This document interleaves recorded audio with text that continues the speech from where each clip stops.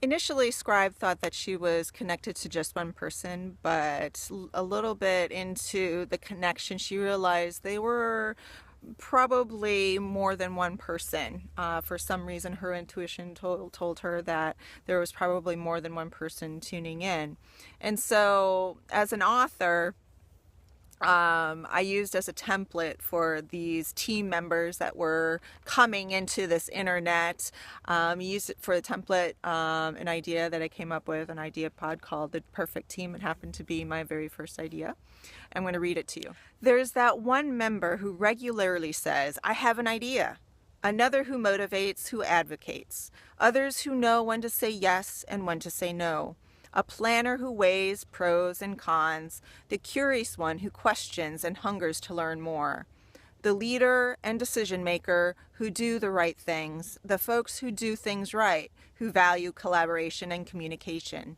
The risk taker and prototyper who aren't afraid of failure, who can switch gears easily to problem solve, and all who continually strive to make things better.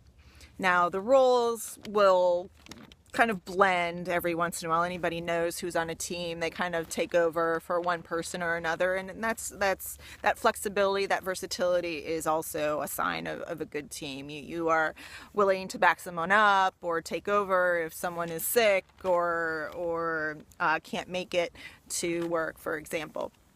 So I use that as a template, and so we have DJ, Hunter, Trickster, Healer, Scribe, and Arrow, who just came on the team recently.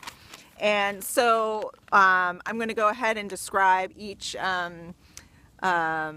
character, but to begin with, as with any character, you have a general idea who these characters are, what role they'll play, but we all as readers, or if we go to the movies or watch a TV show, we learn who these characters are over time, and that's what a wandering mind is. We get to know these characters, that we don't have a full profile of them.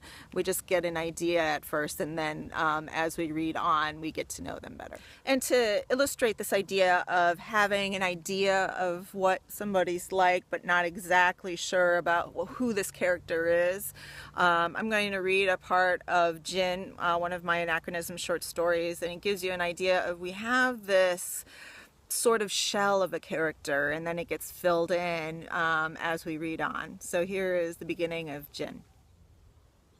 A desert spirit rises, an airy geyser refracting off moonlight like a distant mirage in a day's scorching heat. Materializing out of nothing, not making a sound, the sand withers as the Jin takes shape.